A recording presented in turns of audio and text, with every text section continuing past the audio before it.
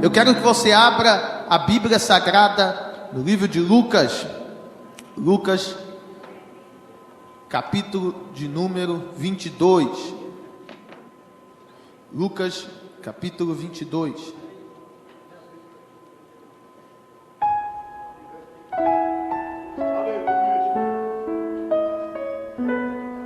Lucas 22, quem encontrou, diga glória. Estava, pois, é o verso 1. E estava, pois, perto a festa dos pães asmos, chamada Páscoa.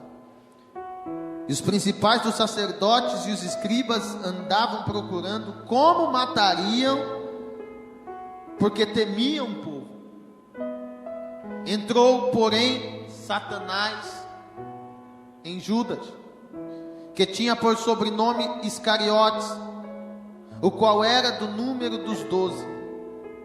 E foi ele e falou com os principais dos sacerdotes e com os capitães de como lhe entregaria, os quais se alegraram e convieram em lhe dar dinheiro. E ele concordou e buscava oportunidade para lhe entregar sem alvoroço.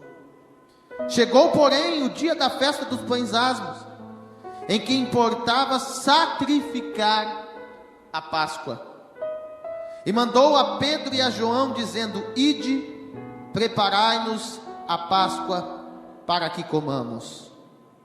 E eles lhe perguntaram: Onde queres que a preparemos?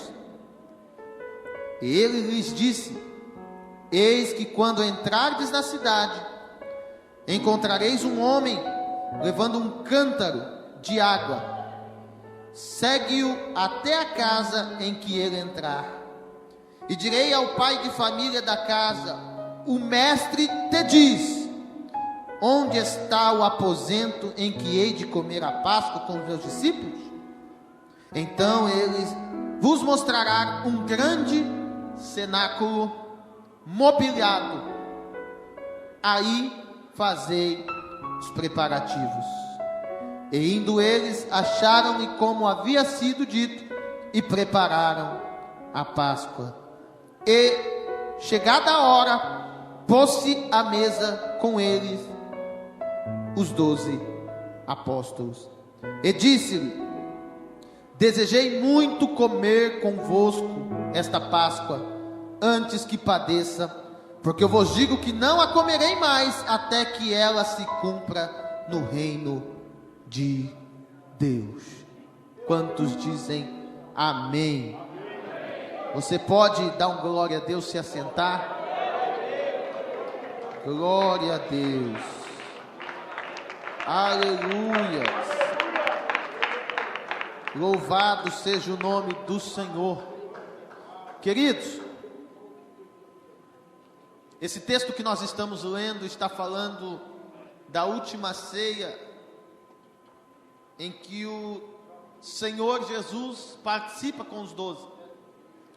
Em todo momento você vai ver que Jesus, ele está vivenciando a semana da paixão. É o que nós conhecemos como semana da paixão, mas é a semana que antecede o sacrifício da morte de Cristo. No domingo ele entra assentado num jumentinho, e a cidade de Jerusalém o recebe com hosanas e glórias a Deus nas alturas. Nós vemos que na segunda-feira ele vai para Betânia, amaldiçoa a figueira. Ali ele vai e ele participa de algumas reuniões.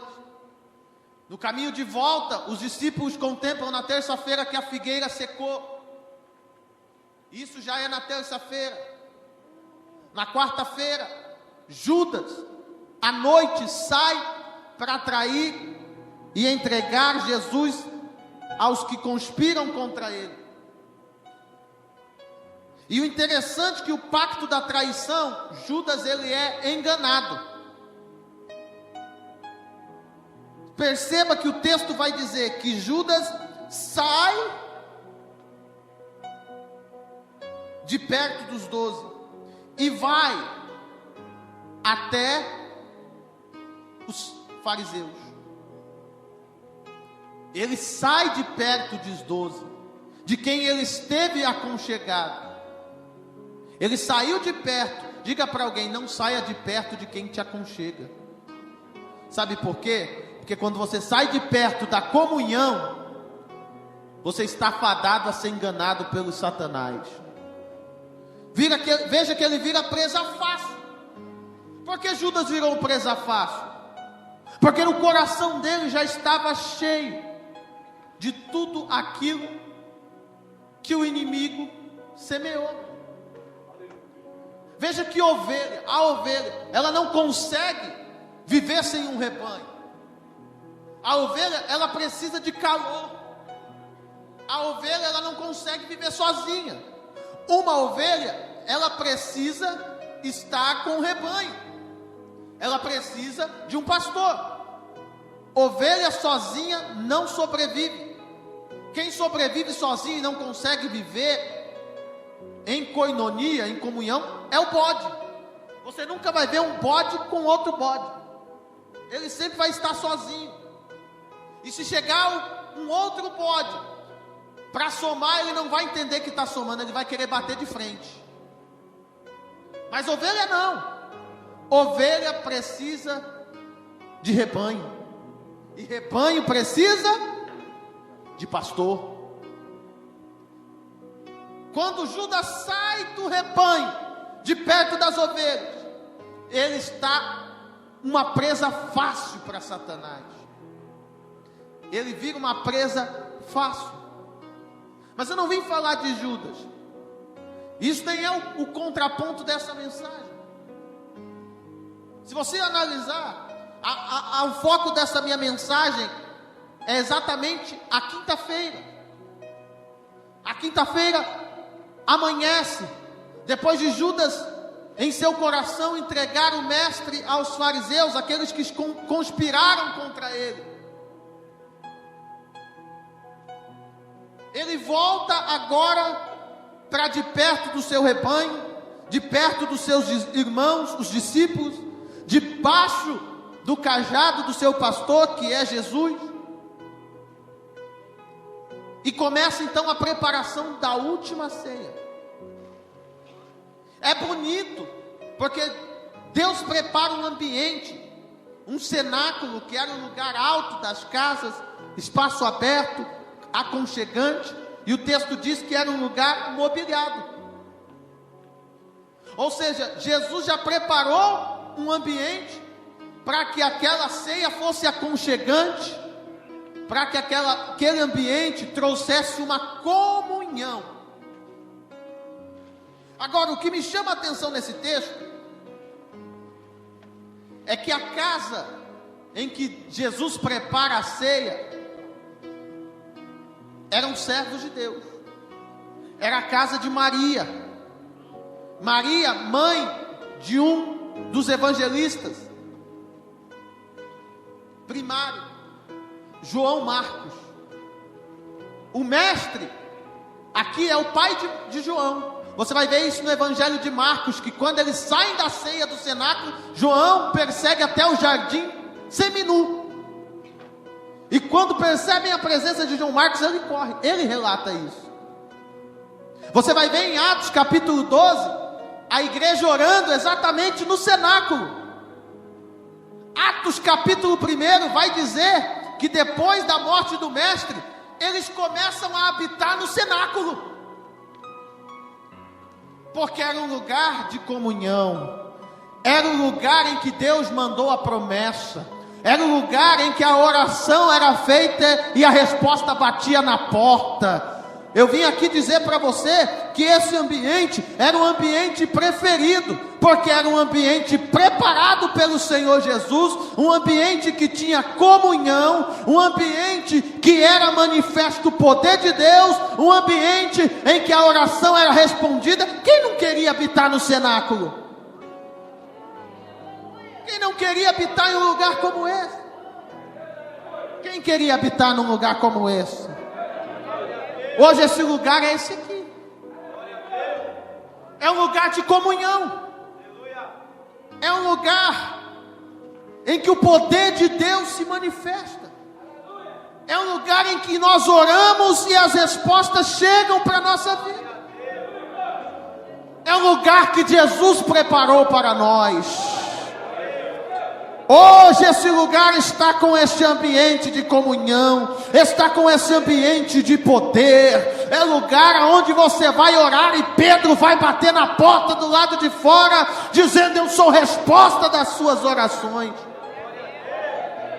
É um lugar gostoso, é um lugar preparado, é um ambiente maravilhoso, tanto que depois os discípulos habitam lá, viram a casa deles. Atos capítulo 1 vai dizer que eles começaram a habitar no cenáculo. Olha só. Mas eu quero trazer um contraponto. Jesus prepara a ceia, ceia com os 12. E o que me chama a atenção é que Jesus queria ceiar com eles. Só que eu quero trazer uns pontos para vocês. Que esse ambiente não é lugar de gente perfeita. Quem queria ceiar com Jesus naquele dia? Naquele dia que eu digo desse episódio, quem queria?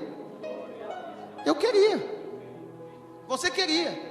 Só que nós temos que entender que aquela ceia com os discípulos era um ambiente perfeito com pessoas imperfeitas. Eu vou te provar que era um ambiente perfeito, mas com pessoas que eram imperfeitas. Como assim, pastor? A Bíblia diz que os 12 ceiaram.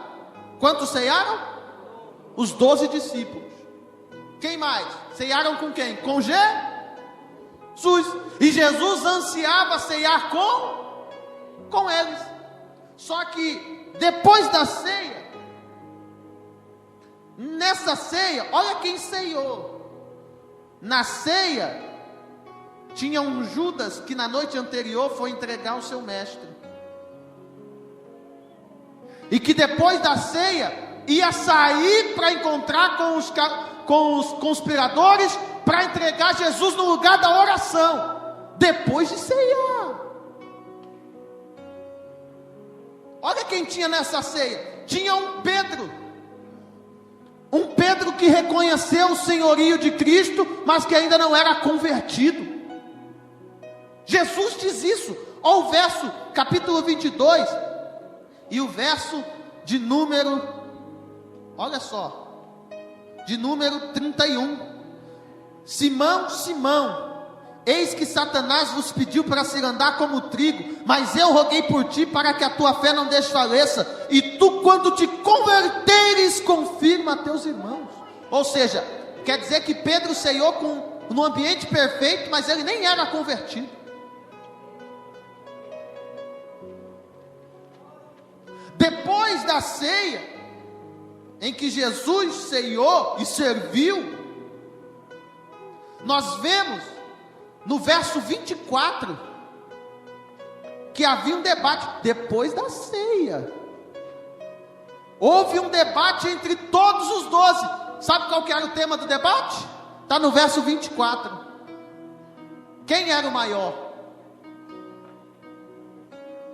Eles começaram a debater quem seria o maior, depois de ceiar.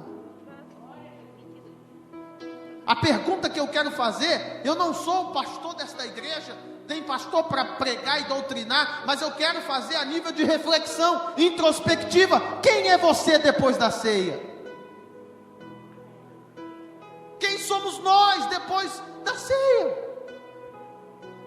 Depois do culto, será que eu sou um Judas que antes eu pinto e bordo e traio Jesus e saio para entregá-lo para aqueles que querem crucificá-lo? Será que eu sou um Pedro que toco no prato com o mestre aqui no lugar, no ambiente perfeito, mas quando eu saio eu nego ele? Será que eu sou um Tomé, um Tiago, um João, que ainda ficam debatendo quem é o maior? Pasmem, é o que nós vivenciamos nos dias de hoje, às cegas. É um que querendo ser maior do que o outro, é um querendo ser melhor do que o outro, é um querendo pisar nas costas do outro para ver se é maior.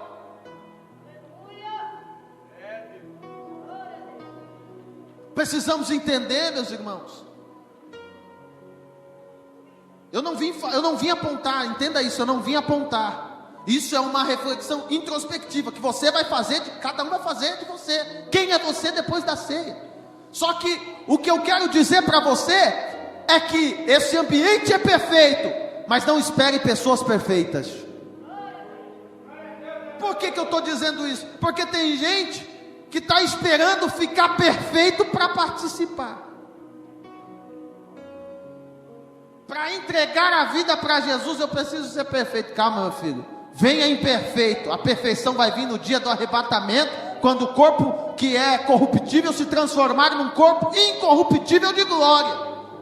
Mas enquanto você estiver refém deste corpo, enquanto a sua alma estiver nesse corpo, o pecado está impregnado. O pecado, ele está aí, ele só não domina mais. Ele só não reina mais, porque o pecado foi aniquilado pelo sacrifício de Cristo na cruz do Calvário. É por isso que Jesus está dizendo: hoje eu quero ceiar com vocês, é a última ceia, mas isso vai se cumprir daqui a pouquinho, quando eu for crucificado, porque esta ceia vai representar o meu sangue, vai representar o meu corpo, que vai ser moído, que vai ser partido e derramado por vocês. O que Jesus está dizendo? O que eu vou fazer aqui é uma representação do sacrifício que Deus vai fazer através de mim. Isso Jesus dizendo: eu sou o Cordeiro. Eu vim como filho de Deus, mas na cruz eu sou o Cordeiro para ser sacrificado. Eu vou derramar o meu sangue por amor a vocês. Para quê? Para que quando eu voltar, para que quando eu voltar, vocês participem comigo nos céus, no reino de Deus. O reino de Deus é aqui. Por quê? Porque esse sacrifício alcança a mim e alcança você hoje, quando entregamos e reconhecemos e decretamos falência. Diga comigo: para você se chegar a Cristo, você precisa decretar falência. Falência do que, pastor? Falência do seu ego. Senhor, eu não consigo. Senhor, é inatingível. Esse boleto é impagável. Eu não consigo pagar esta fatura. Aí Jesus vem, abre os braços, derrama o sangue na cruz e diz: meu filho, está pago, está perdoado. Eu sei que você é imperfeito, mas o meu sangue no propiciatório de Deus, no Gólgota, está dizendo: ele é imperfeito, mas foi comprado. Ele é imperfeito, mas foi lavado. Ela é imperfeita, mas foi purificada no meu sangue. Deixa eu ver quem acredita, levanta a sua mão agora, porque o sangue de Cristo está sendo derramado aqui sobre as nossas vidas, e Ele está dizendo: o meu sangue te purifica de todo o pecado que está impregnado para fazer você ficar no pecado, para você ficar na vaidade. Hoje eu vim te anunciar que a imperfeição é do homem, mas o que é perfeito foi aperfeiçoado na cruz. O que é perfeito foi aperfeiçoado na cruz.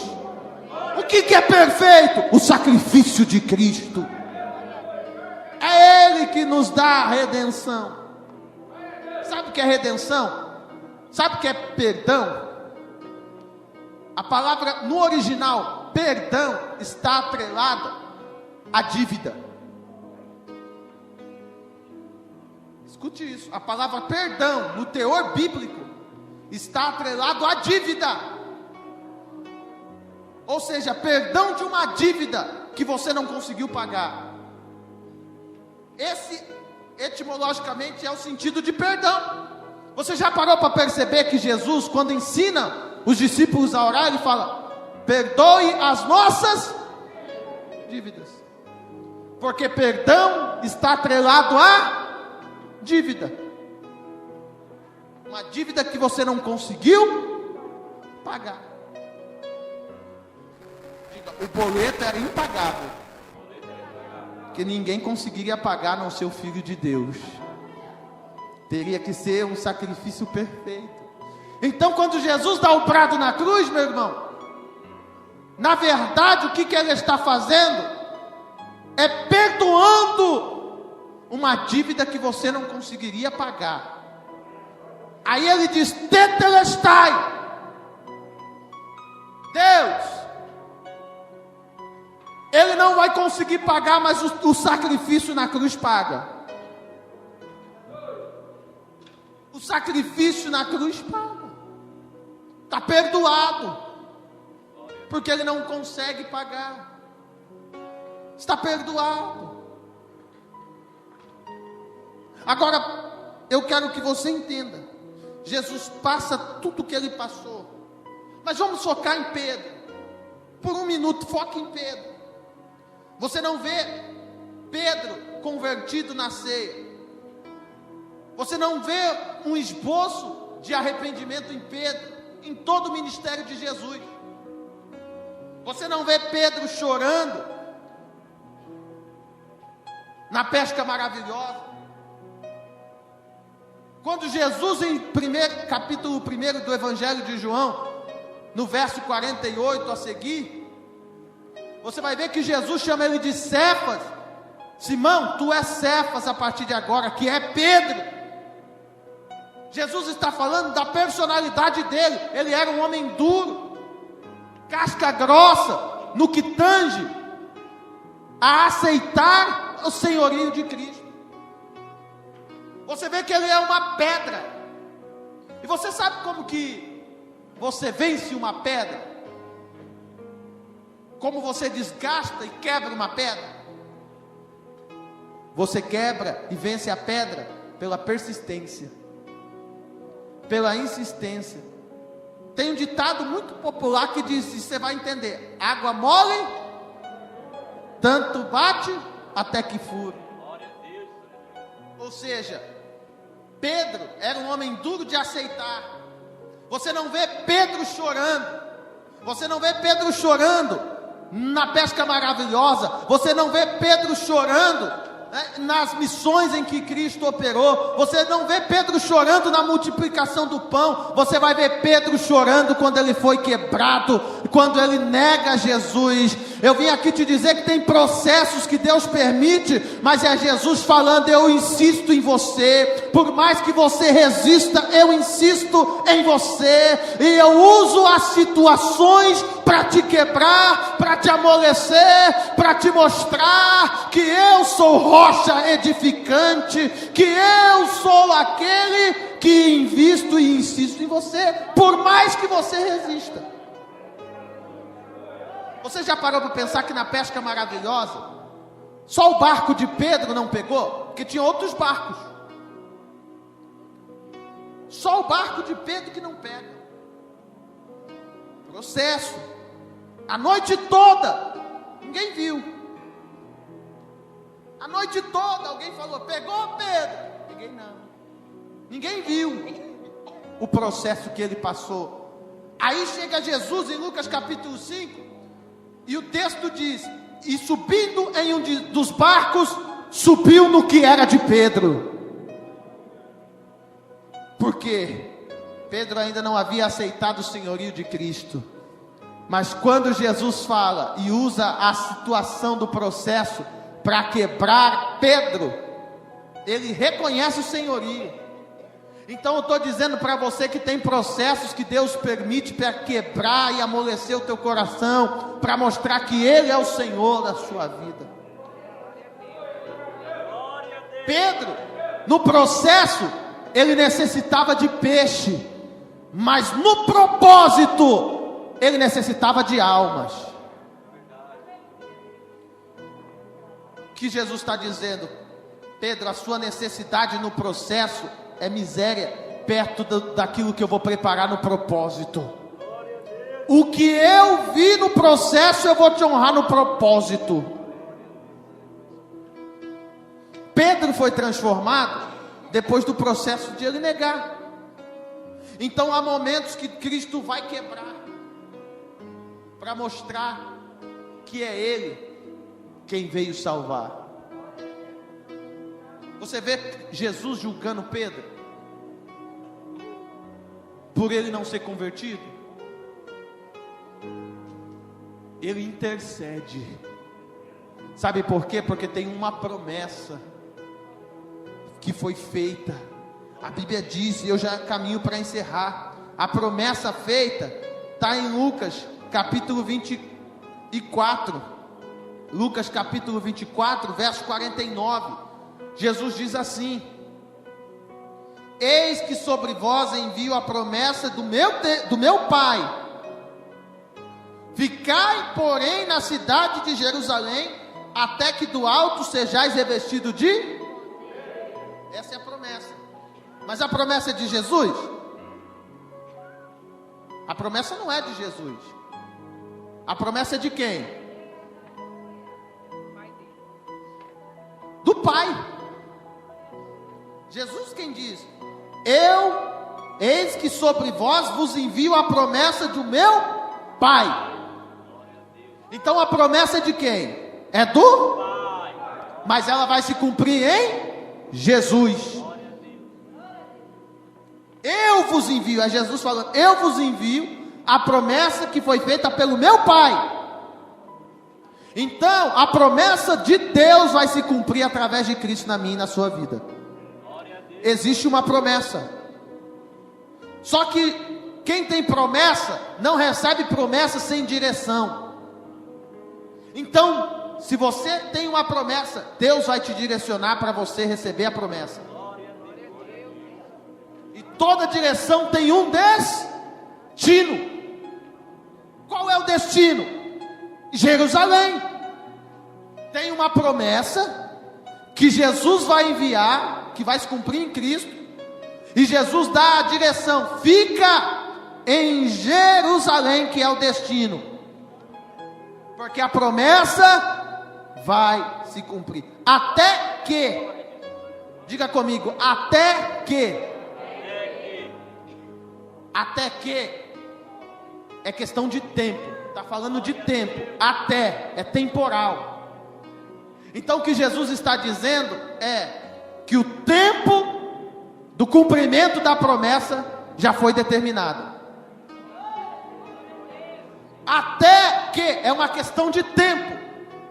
Ou seja, não é que não vai acontecer, não é se vai acontecer. Jesus está dizendo vai acontecer, e aqui é questão de tempo.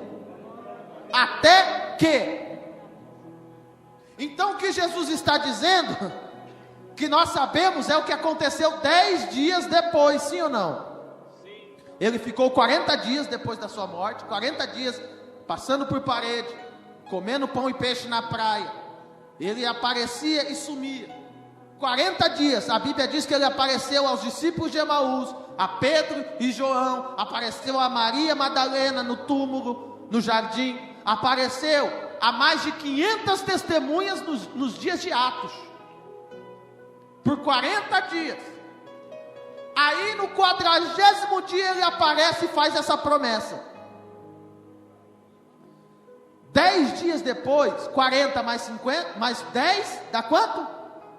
50, é onde se comemorava o Pentecostes, 50 dias depois da Páscoa. 50 dias depois da Páscoa, se comemorava o Pentecostes, que era um sacrifício no altar dos primeiros frutos da colheita. Semelhantemente, Jesus escolheu esse dia para cumprir e semear os primeiros frutos com o Espírito Santo. Nós sabemos que isso acontece 10 dias depois, que é o dia de Pentecostes.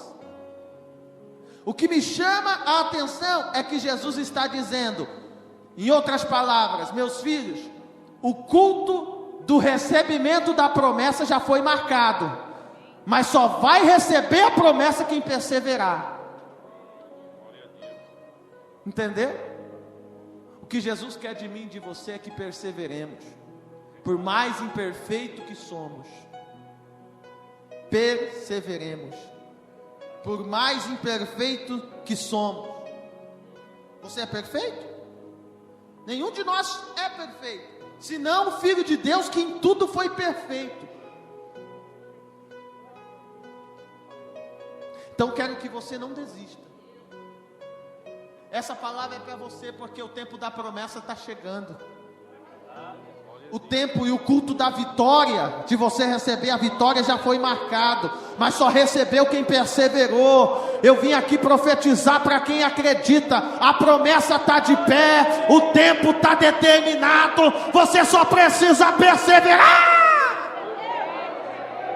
Persevera por mais difícil que seja, persevera por mais lágrimas que você derrame, persevera por mais acusações que foram feitas, persevera. O segredo é perseverar. Quem persevera não é confundido, quem persevera recebe vitória. Quem persevera, ele não fica dependendo de autoajuda, ele ora e recebe ajuda do alto, porque é do alto que virá o poder e o cumprimento vem dele.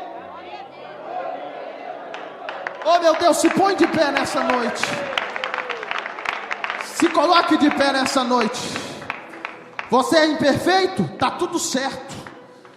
Se você é imperfeito, está tudo certo. Mas pastor, eu esperava a perfeição. Não espere a perfeição para você entregar e reconhecer o senhorio de Cristo. Vem aqui no altar e reconheça hoje que Jesus é o Senhor, é Ele quem vai te aperfeiçoar. Você está no ambiente perfeito, mas ainda você não é perfeito, você é imperfeito, assim como eu, como todos nós.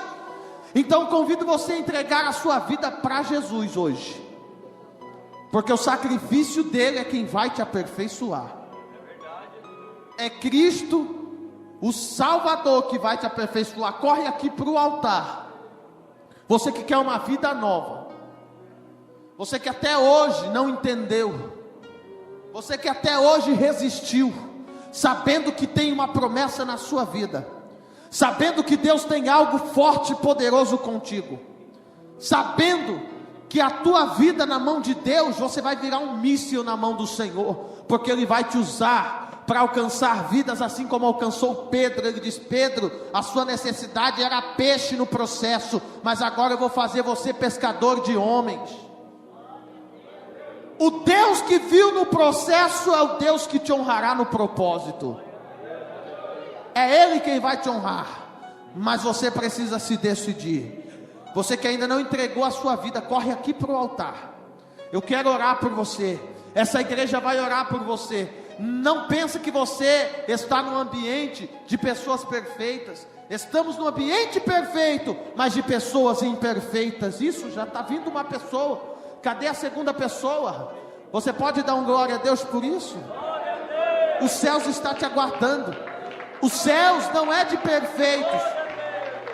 Os céus é de pessoas imperfeitas que reconhecem que precisa ser aperfeiçoado por aquilo que é perfeito.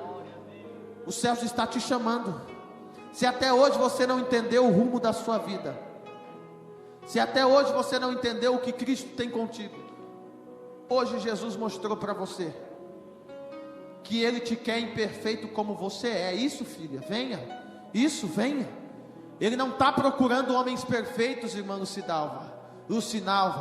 Deus está procurando homens imperfeitos, cheios de falhas, que não são super-heróis, mas que reconhecem que Jesus é o único que pode mudar a sua vida. Isso. Já está vindo mais um ali. Eu gosto dele, ele vem toda sexta, toda glória. É vitória. Cadê você? Os céus estão te aguardando. Não saia daqui hoje, irmão, sem entregar a sua vida para Jesus. E você vai ver que Jesus vai te aperfeiçoar. O segredo é perseverar. Todos que aceitaram Jesus eram imperfeitos. E eles, depois que aceitou, ficaram perfeitos, pastor? Não. Continuaram imperfeitos, mas perseveraram. Perseveraram. Continuaram. não pararam, não retrocederam, acreditaram na promessa de que Jesus voltaria outra vez, ou de que Jesus voltará, e aquilo que era imperfeito Ele vai aperfeiçoar no dia do arrebatamento. É o tempo da mudança da sua vida. Pastor, eu estou afastado, eu já aceitei Jesus, mas eu quero reconciliar. Venha. Hoje você entendeu que talvez você saiu por uma imperfeição. Ah, pastor, eu errei. Pastor, eu pequei feio. Estou colhendo as consequências. Que bom.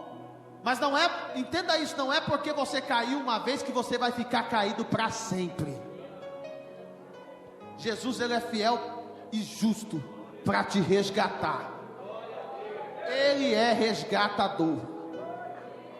E hoje Ele está aqui para te resgatar e te mostrar que a imperfeição é do homem, mas que o poder dele vai aperfeiçoar as suas fraquezas. Paulo, o meu poder se aperfeiçoa nas suas fraquezas. Cadê você? É o poder de Deus que vai te aperfeiçoar. Homem nenhum vai poder mudar.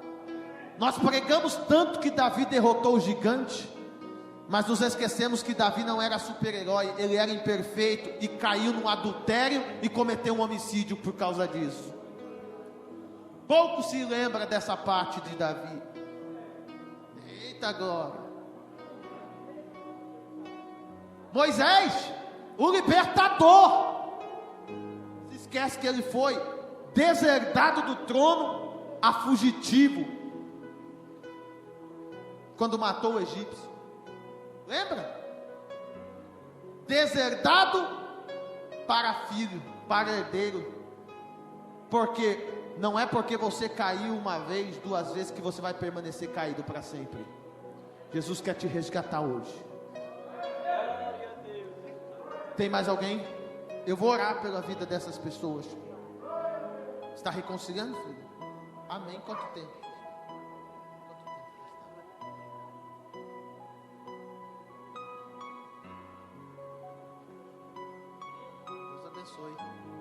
Vamos lá, irmãos, vamos orar por essas pessoas, em nome de Jesus. Vamos apresentar os filhos. A melhor coisa que tem é você reconhecer. Lembra do ladrão da cruz? Uma vida regada de crimes, mas no último instante da vida, ele reconhece Cristo como Salvador. Lembra? Tinha 2 ladrões na cruz, sim ou não? Qual deles pediram a salvação? Os 2 pediram salvação. Se você prestar atenção, os 2 pediram salvação. O primeiro ladrão, que não se arrependeu, ele diz: se tu é o Cristo, desce daí e salva nós aqui também. Ele quis uma salvação, mas a salvação que ele quis era uma salvação momentânea. Me tira daqui. Me liberta dessa cruz, dessa condenação. O outro, que a história diz que o nome dele era Dimas, vai dizer: verdadeiramente esse homem era justo e nada fez. Senhor, lembra-te de mim quando entrares no teu reino. O que Demas estava falando? Reconhecendo o senhorio de Cristo e se arrependendo, pedindo para Ele perdoar a dívida impagável dele. E aí Jesus brada: estarás comigo no paraíso. Entenda isso, que ainda há esperança para a tua alma. Bom, vamos orar? Vamos orar por essas vidas? Virem para cá, meus irmãos. Nós vamos estender as mãos, estenda as mãos para cá. Nós vamos orar por estes filhos de Deus, em nome de Jesus. Coloque as mãos sobre ela, Thaís. Coloque as mãos sobre ela, minha irmã, para Deus fortalecer a vida dele. Vem cá, meu amado, vem cá orar por ele, vem. Você que é cheio de Deus, isso? Vem, meu irmão, vem orar por ele aqui. Vamos estender as mãos, põe a mão sobre ele. Nós vamos orar agora, em nome de Jesus, sobre a vida desses filhos. que estão chegando aqui agora, reconciliando, entregando, fortalecendo. Vamos orar? Deus, eu oro pelos seus filhos aqui agora. Eu entrego nas tuas mãos a vida deles. Eu entrego a minha vida também, Senhor, e nós entregamos a todas as pessoas que estão neste culto. Que o Senhor venha cumprir as tuas promessas, que o Senhor venha restaurar, que o Senhor venha reerguer, que o Senhor venha fazer estas pessoas habitarem na tua presença no lugar perfeito. Senhor, eu te peço agora, confirma a tua vitória, confirma a tua bênção, confirma o teu milagre, confirma, Senhor, o teu resplendor, a tua justiça, faça nascer o sol da justiça sobre a vida deles. Restaura, renova, revigora e fortalece na tua presença, em nome de Jesus. Amém, Senhor. Quantos podem aplaudir a Jesus por isso? Olha, nós vamos receber vocês, viu? Precisar de qualquer coisa, precisa de uma visita, procura as irmãs, procura os irmãos. Precisar de uma visita, vamos atrás, temos o grupo de visitas, nós vamos cuidar de você, e eu tenho certeza que Deus irá abençoar. Quantos acreditam que Deus tem vitória?